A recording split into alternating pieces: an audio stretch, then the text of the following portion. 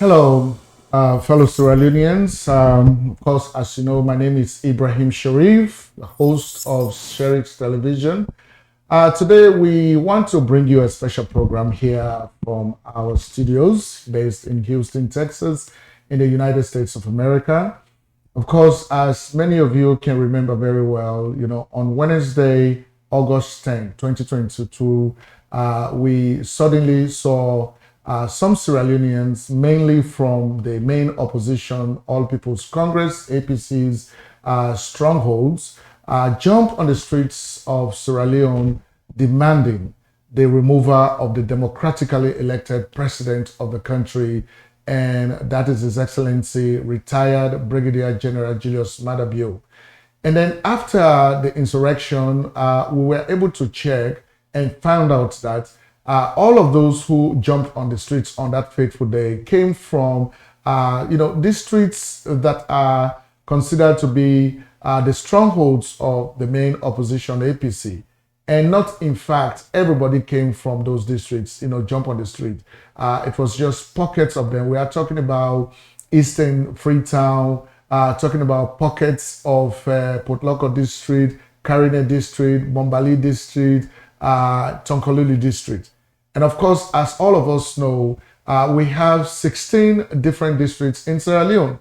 And so it was the whole country that came together to elect the current president that we have now in the democratic presidential and parliamentary elections in 2018. So pockets of 5 districts cannot just come together and say they need or they demand the removal of a president that was elected by the 16 districts. And so after that insurrection, the president and the government termed the protest as an insurrection and perpetrated by the opposition. An investigative committee has been set up to investigate the issue. And now the question is, what is next? And so to discuss that, I have with me today in the studio no other person but a brother. Of course, as all of you know, we have Mr. Matthew Momo. Mr. Matthew Momo is actually a retired journalist and a professor in journalism. Right now, working for the Houston Community College Systems, and he has a very vast knowledge in Sierra Leonean issues. And so I wanted him and I to have a conversation today on this issue. Mr. Momo, how are you doing, sir? Thank you so much for the introduction there, Mr. Sheriff. I'm doing fine. That's good. And I'm delighted that you've invited me to the studios to come talk about issues which are dear to my heart. Yeah, definitely. I mean, all of us love Sierra Leone. This is the place we were born. So whenever it is about having conversations that benefit Sierra Leoneans, we always want to have it. Yes. But let me ask this question. Before August 10, 2022, were there political violence in Sierra Leone? Mr. Sheriff, you've asked you've asked an excellent question.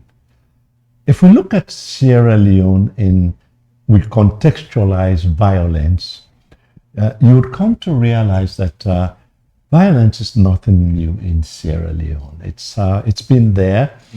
It's been simmering under the surface for quite a while. But the situation has been aggravated by the All People's Congress rule. Mm-hmm. These 2 major political parties that we have in Sierra Leone, the All People's Congress, APC, mm-hmm. and the Sierra Leone People's Party, mm-hmm. These 2 parties have very different ideologies. Mm-hmm.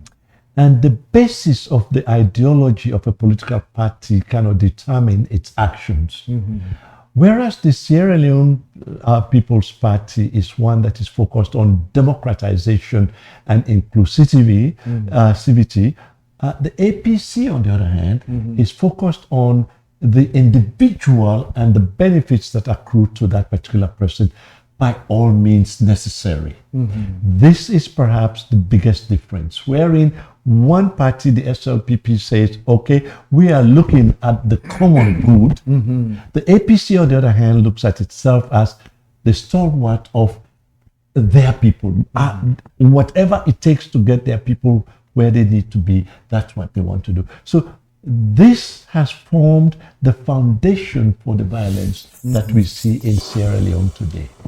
Two political ideologies, very different, and the manifestations of those political ideologies now is what we are beginning to see manifest in the type of violence that we saw on August 10th, 2022. Yeah. So, Mr. Momo, that brings me to this question, because since Sierra Leone gained independence from the British, Yes. it is two predominant political parties that have been in power in that country. Correct. But there is this London Telegraph, which is one of the most famous newspapers in England, published a story, an article on January 7, 2022. Great. In that article, let me just bring it up so people can see.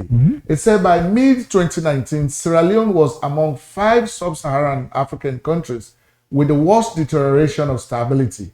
By the middle of 2019, Sierra Leone dropped 10% on the Global Peace Index. Now, what does that mean? Well, here's the frightening thing. If you think about it, 2019, exactly as you quoted, by mid-2019, the current president, Brigadier Julius Maada Bio, had only been in office, I think, for maybe 6 months or less. Okay, and the precipitous drop from that is indicated in the in this index that you just quoted from the Telegraph, this deterioration did not really take place under the auspices of the current government. But this is a continuum. It had already started.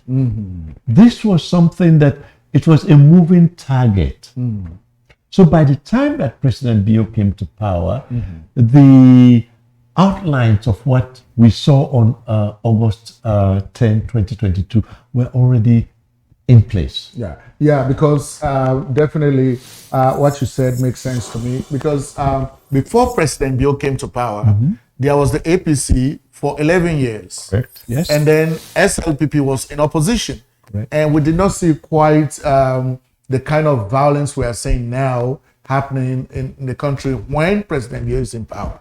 So again, let's go back to this notion of the ideology of the two parties. When the SLPP is in opposition, they see themselves as a check on the government, not an affront to the government. It's the opposite for the APC. The APC sees itself not as an opposition party, but a party that is co-equal in terms of governance, and there can only be one government at a time. Right. So this imbalance that is created by the APC thinking that, okay, we have lost the election, but we are still controlling the destiny of this country, this leads to the type of political chaos. Again, in fact, that survey that you talked about, it said during the 1990s, Sierra Leone was a synonym for violence with a major war ravaging the country. Why would we not be? Think about it. APC's modus operandi is one that is based on violence. If they can get their way through the ballot box, then it is their mandate. They mandate their people to go out there and cause mayhem. Right, definitely. And so, Mr. Momo, so basically there is this other question that I wanted to bring up as Steve from the Afrobarometer. This is a survey, actually. Yes. Right? Yes. The Afrobarometer survey is stated that the Afrobarometer survey revealed that 80% of Sierra Leoneans surveyed believe that politics often or always leads to violence. And I think that is true. It is absolutely true. Like I said, Mr. Sheriff, the very foundation of the two political parties, SLPP believing in the democratic process. We, again, SLPP says, when we are in opposition, we behave as a check and a balance on the government. We do not impose ourselves on the ruling structures of the government. We check them to make sure that they adhere to the principles of good governance. APC, on the other hand, says if we do not win, if we lose power, then we are going to cause mayhem. And causing mayhem means that we put people out in the street, irrespective of the fact that some of these people are going to lose their lives. Some of them are going to be jailed. And then they say, cry, spoiled milk. Oh my goodness, look at that. They are arresting our people. They are throwing. Well, yes, if your people violate the normalcy of a country, I don't think there's a single country, including here where we are in the United States, no government is going to tolerate a challenge to its authority. Right.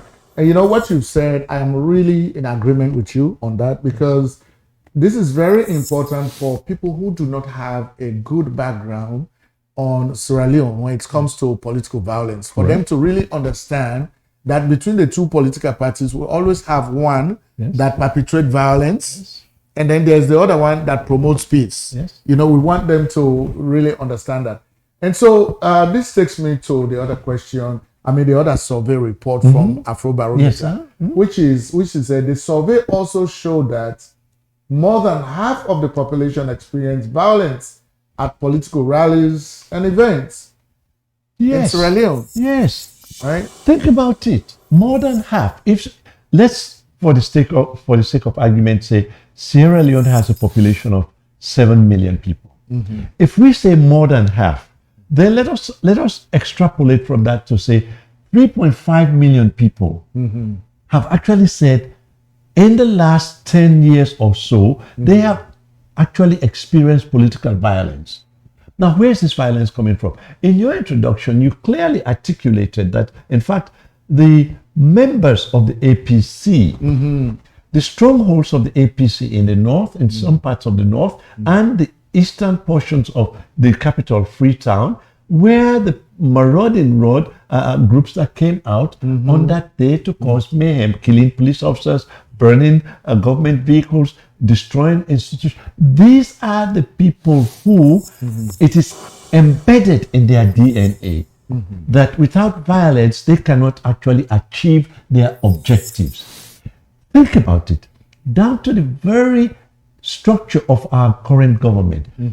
If you remember at the Lancaster House meeting that finally granted Sierra Leone its independence in 1961, one person who was the leader and the champion of the All People's Congress, and that happens to be Sherix Stevens, refused to sign the document that would give Sierra Leoneans the peace that they needed and the independence that they needed, not only political, but social, economic, and all other forms of independence. Sherix Stevens' position was very different from that of the late Sir Milton Magai.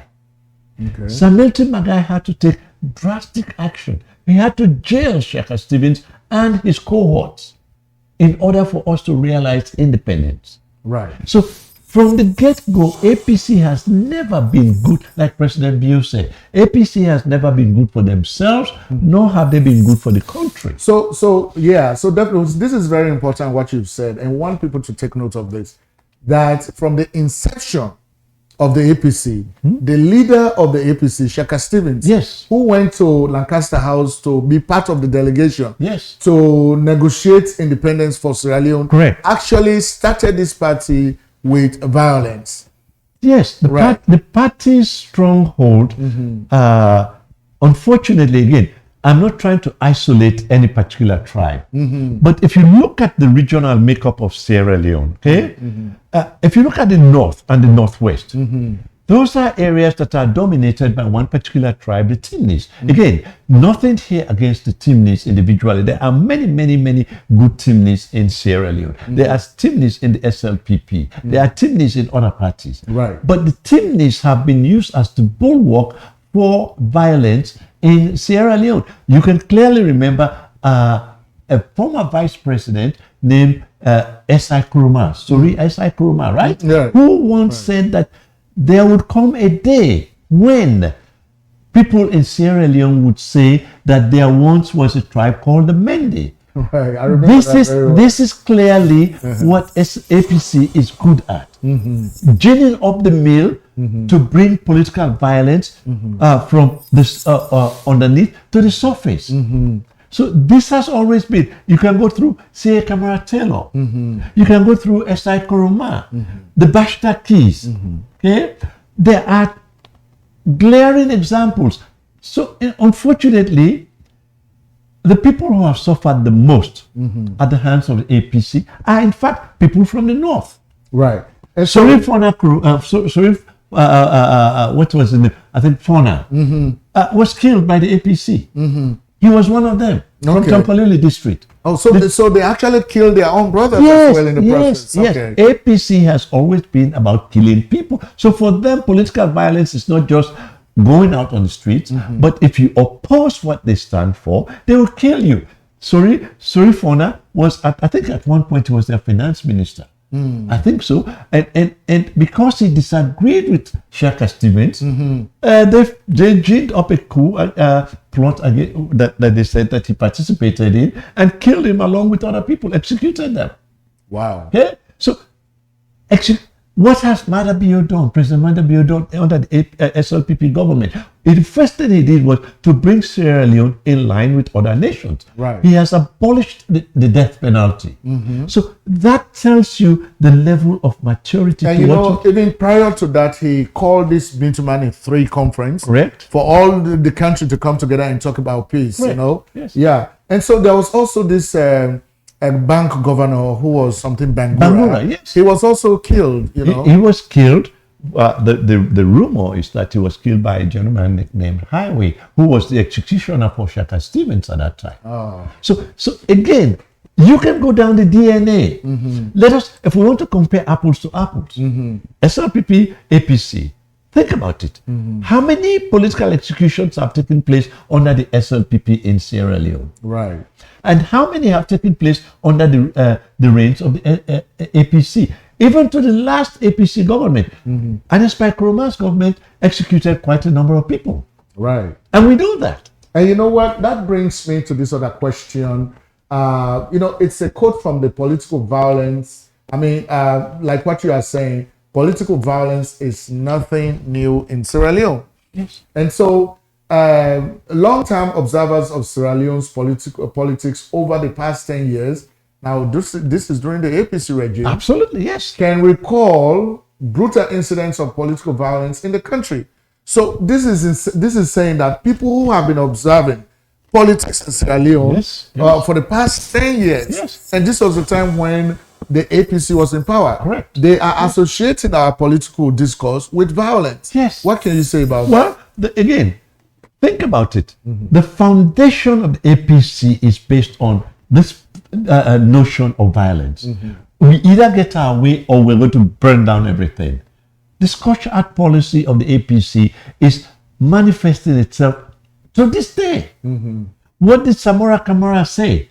If I do not win the election, I will make this country ungovernable. Now tell me, which opposition party would come out with its principal person saying something like this, to say, we would not allow the country to be run peacefully if we are not in charge.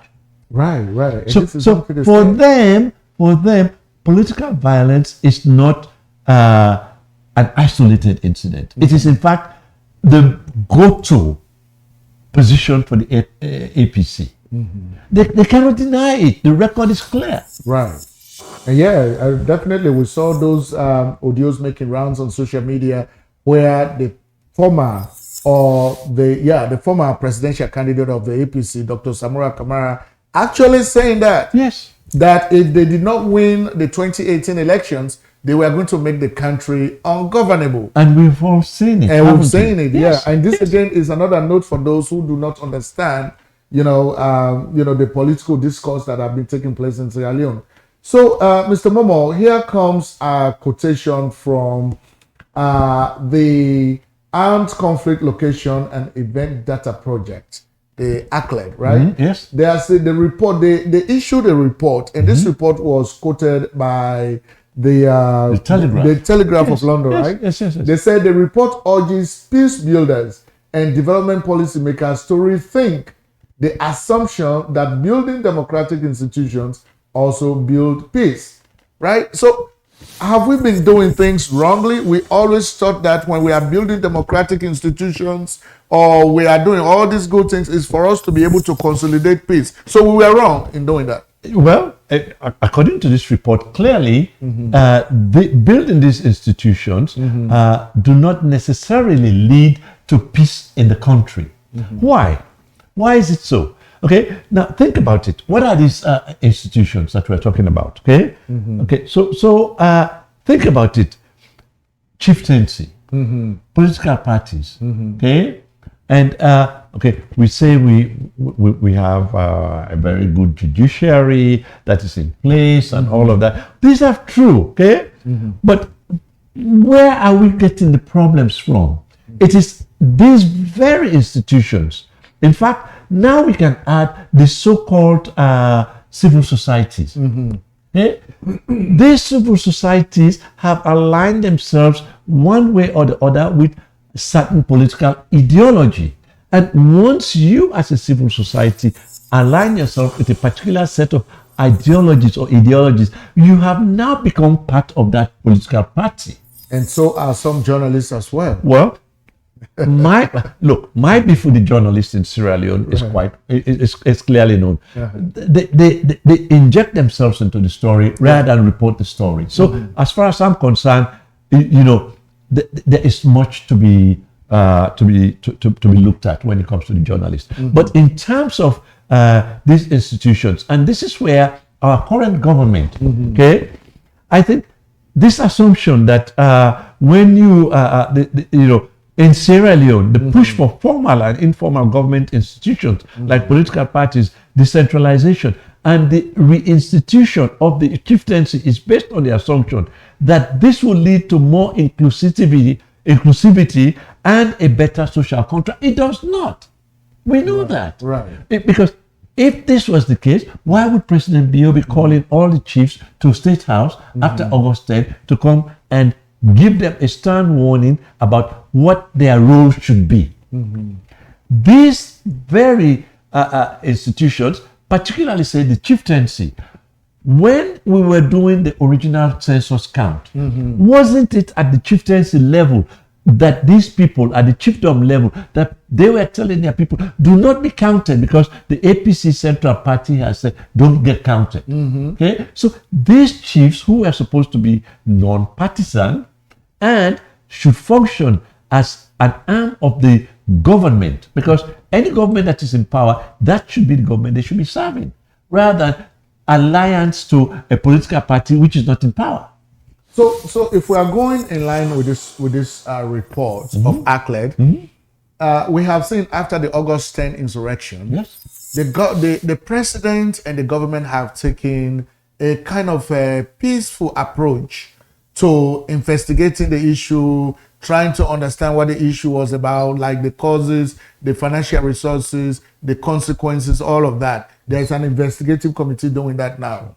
Now, do you think we should have done this in a different way? Absolutely. Okay. Look.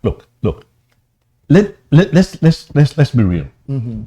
If there's a riot today on the streets of Houston, and I'm giving you an example here from the first world. From the first world. Okay? If there's a bad place of democracy. Yes, right? Okay. If there is problem today on the streets of Houston, not only will the police round up the perpetrators, they will lock them up. And they will be locking them up whilst they are investigating. And as they find more people who are involved in that, they continue to lock them up. So what happens to the people who are protesting if they happen to have killed one of the police officers? Oh my goodness.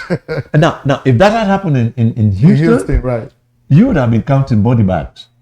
Because again, the police are armed in the United States. So when they give you an order to stop and you refuse to stop, you are going to meet with your own either death or they're going to maim you. Because they have the right to protect themselves. Okay. I don't know what the orders are in Sierra Leone, but I can tell you that this notion of creating a commission to find out the root causes of violence that's not the, again, I am not an advisor to the president. I have no inkling to say I can advise the president. But knowing what other countries have done, first you take into custody the perpetrators. The perpetrators. You first bring them into custody. Custody. So why is they in custody now? Once they're in custody, you continue to investigate. Because I understand the president met with a different sect of society. Yes. The Interreligious Council, the civil society organizations, the paramount chiefs, all of these people, in order to, encourage them to work with the government to ensure that this insurrection doesn't happen again. But to me, that should have come second, Well, again, if we go by the study from Acklin, right? It states clearly that these institutions, which are supposed to be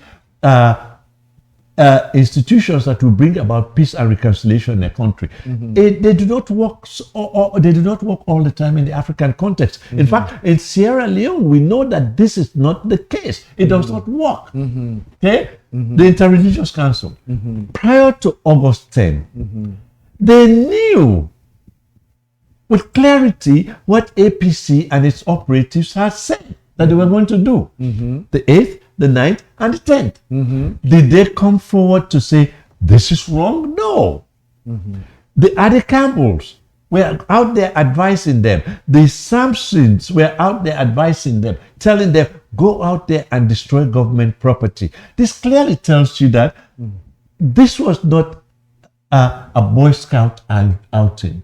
This was something that was meant to inflict pain on the people of Sierra Leone and on the government of Sierra Leone. Right.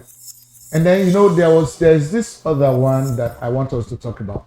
They say, this is also by Acklin, that in Sierra Leone, they push for formal and informal government institutions like political parties, decentralization, and the reinstatement of the chieftaincy, like you've mentioned, is based on the assumption that this leads to more inclusivity and a better social contract. Now, I know you have talked on this, but the reason why I'm repeating this is that we see that the president of Sierra Leone and the government, with that good intention that they have for the country, they are actually using this approach. And in fact, this is what SLPP always uses, decentralization, and making sure that they are making use of democratic institutions to foster peace in the country.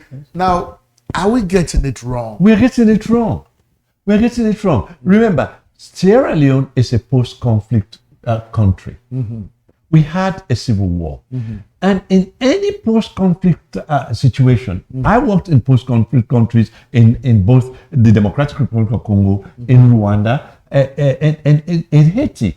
When there is in a post-conflict country, the institutions are not strong enough to be left alone on their to their own devices. Right. So, Mr. Momo, Rwanda went through a very bitter civil war. Correct. Right? Yes. Where about almost 100,000 Rwandans were killed brutally. Yes. Now, from the time that war was declared over onto this day that you and I are having this conversation, there has been very tremendous progress in Rwanda. Yes. How can you compare what has Rwanda done to bring Rwanda to where it is now to how we should have handled issues of this nature in our country? You've asked an excellent question here. Sierra Leone and Rwanda, almost by landmass, are identical, except that Rwanda is a very mountainous country. Okay? But in fact, their population is like 17 point something million, whereas we are just 7 million. Okay? Maybe 7.5, give and take. But here's what the Rwandese did. They set up the institutions to look into the violence. But in the meantime, they made sure that all of the perpetrators were arrested. They continued to. The gentleman from Texas, who was featured in the Hotel Rwanda story, was lured to Rwanda by the government and arrested. He's in jail today after almost 19 years in the United States. He holds American and Belgium citizenship. Was he the manager of the hotel? Yes. Okay. Paul Bagira. Yes. He is today serving term in a Rwandese prison. Now, here's what I think. I think that President Biyo should give up on this notion that the building these institutions will lead to peace, because it's not going to lead to peace. The country is fractured. I don't want to say that the country is actually evenly divided. No, it's not evenly divided. The country is really basically, the South and the Southeast are aligned towards peace. Okay, parts of the Freetown Western urban area and the North and Northwest are really much more in the camp of the APC doctrine. Yeah, Eastern Freetown. Okay, Eastern Freetown. And part of the North. And parts of the North. Now, you cannot call that mathematically, and I know that there are mathematicians listening to this program. In fact, the presidential spokesman, Dr. Alpha Khan, is a mathematician. He's from Port Loko. He is from Port Loko. He can tell you that this does not constitute a third of the country. Yeah? So therefore... And in fact, if we can remember when, like what you were saying, on the eve of the Sierra Leone independence from Britain, yes, the leaders of the All People's Congress, including Shaka Stephen, and I think 40 or 43 others, yes, were arrested by Sir Mitimagai, who is considered to be one of the most peaceful leaders that we've had. Yes. But because of what the APC was doing, Shaka Stephen, they were arrested. The APC, and people ought to know this, on the eve of independence, the APC was ready to strategically cause chaos in Sierra Leone. The Governor General at that time, Sir Maurice Dorman, had to call in Sir Milton to say, listen, we are ready to give independence, but you must provide security for the nation. Okay? So in order for this to happen, you have to have peace in the country, which is the problem that we have. These institutions, Mr. Sherif, at this point, a post-conflict country, you were asking me about Rwanda. The institutions have been built to the point that Paul Kagame, President Kagame, has control over what happens in Rwanda. And people say, well, that's a dictatorship. Well, we do have this thing called a benevolent dictatorship. Okay?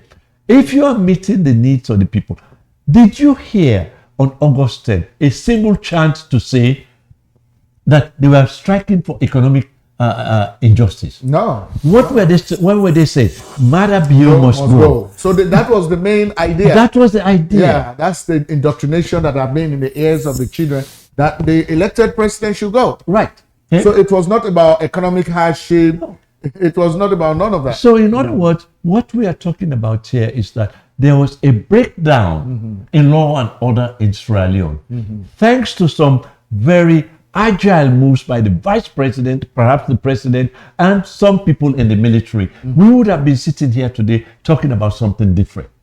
Because if these guys had succeeded, there most likely would have been a bloodbath, because they signaled their intention. Right. And so, Mr. Momo, that takes me to another quote here from ACLED. It said, the report further continues that in Sierra Leone, the main drivers for violence are exactly these same institutions. Right. Democratic practices such as elections have become more and more institutionalized at all levels, but breed political competition. And political violence has become a tool in that competition. That is precisely my point. Okay. The institutions that have been put together by President Bio, he means well. Let's give him credit. He means well. But the people on the other side of that table, they do not mean well for the country. In the president's own words, okay? APC is not good for themselves, nor are they good for the country. And they have manifested that at every opportunity that have been given to the APC. They have manifested it to the people of Sierra Leone that they are not good for themselves, and they are not good for the country. So think about the political parties now. I started off this discussion with you by pointing to the fact that the foundational principles upon which APC operates is based on violence. Now, think about it. What party in our lifetime calls its members by the title comrade? Right. Okay? Think about it. We are in the struggle together, right? not only are we in the struggle together, but this is a communist socialist ideology which is rooted in the fact that there is a hierarchy at which you have to inflict pain. Okay? Right. I would never call you a comrade. No. Because we are not. Right. Okay? We can have our differences. But every time I hear somebody from the APC say, comrade this, comrade that, I always do a gut check and say, comrade. So, Mr. Momo, the mere fact that not a single member of the opposition, Yes. even though there are clear evidences pointing to the fact that the August 10 insurrection was masterminded by some political leaders in the opposition, but not a single one of them has been arrested. Is it because of the same dependence on democratic institutions as a gateway to making peace in the country? Is that why our president and government have not done that? Like I said, I cannot be an advisor to the president, but here's what I can tell any Sierra Leonean that is listening. All you got to do... But if the president calls you to be an advisor, you can be an advisor. So you are not an advisor right now. Right. When we get to that bridge, we shall cross it. But here's the thing, though. Here's the thing. My work in these international organizations taught me one thing. Okay? You build peace from strength. You do not build peace from weakness. Okay? If there's any single person today in Sierra Leone who understands that building peace has to come from strength, is our current president, President Julius Maada Bio. As a military person, he understands that doctrine, that you do not cede territory, you do not gain territory, if you are weak. In fact, if you are weak, you lose territory.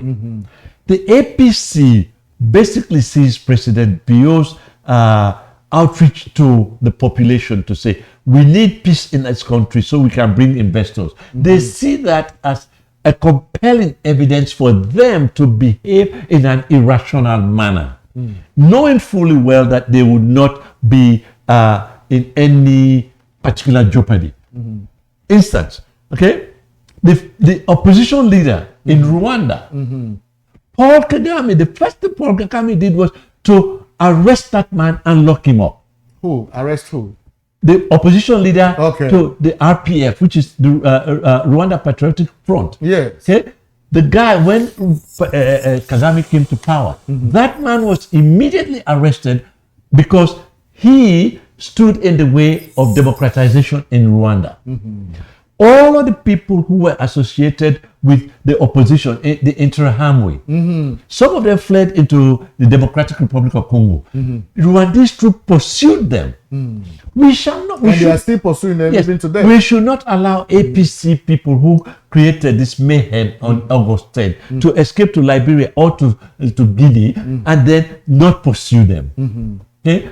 President Bio, again, I'm not an advisor to him, but what I would say is he needs to look at his brother, Paul Kagame. Yeah, because the way we look at this whole thing, if a good precedent is not set, what guarantee do we have that somebody else is not going to do the same thing? Precisely. You know, okay. So you cannot give a child a slap on the hand and expect that child that tomorrow, when they behave the same way they behave now, that they are going to think that there are consequences. These people, and I am sitting here as a Sierra Leonean who believes in the Constitution of Sierra Leone, who believes in the social welfare and the well-being of my nation. I am saying, if I had the opportunity to get the president's heirs, okay, the first thing I would tell President Bio is arrest Ernest Bai Koroma. Okay. I would say arrest Ernest Bai Koroma, let him be in a situation where he has to prove himself.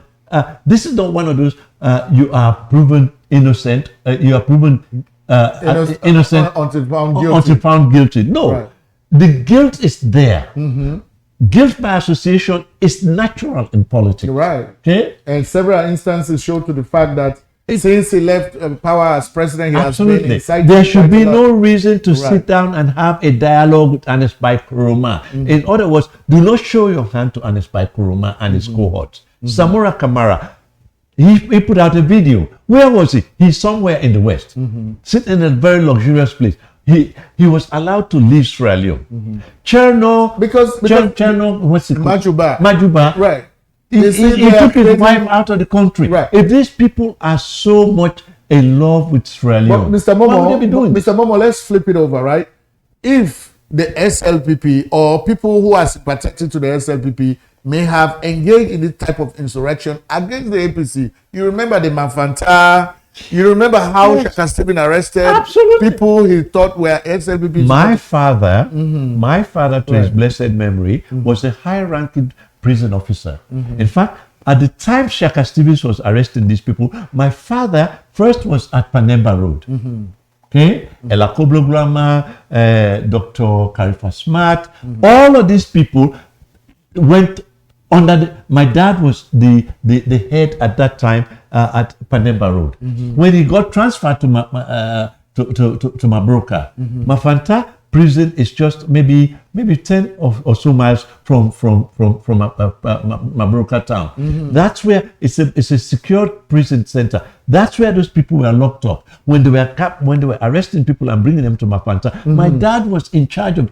Shaka Stevens never gave the space to the opposition. Whether you were guilty or not, you would prove yourself otherwise. Right. So I think it's a good conversation. We have been here for 40 minutes now, and I think there is nothing else we can talk about except if you have your last word to say. What I want to say is this: political violence is nothing new in Sierra Leone. Let us not begin to look at the administration of President Maada Bio and say, oh, this is something new. We know that's not true. We are very cognizant of the fact that APC has in their DNA violence. Whether they want to deny it or not, just look at their actions. Over the last 30-something years, 60, we've been independent, I think 60 years, right? Okay. Over 60. They've ruled the country for 37 or 38 years of that time. What have they brought to the country? What development have they brought? So now that President Bio is trying to bring development in the country, they feel that they feel aggrieved. We should not allow this to happen. Last thing, please go out there and register. Register. We have to assure that the democracy that is nascent in our country develops into one that is matured. We have to assure that the current government, which is taking care of the needs of the Sierra Leonean people, continues to meet those needs. We should not ignore what the opposition is saying, but we should monitor them. Right. All right. Of course, that now. Oh, I wanted to speak our dialect. That is Mr. Matthew Momo. Of course, he is always an analyst here and advisor to Sherix. Of course, we wanted to bring this conversation to you guys today, especially those of you who do not have a real good knowledge about how political discourse have been taking place in Sierra Leone, and we're just opposing that with democracy.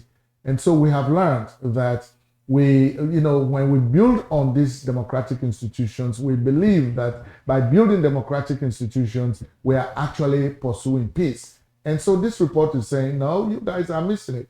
But then we have had examples like Rwanda, how, they have peace after that brutal war in their country, and how Rwanda is today.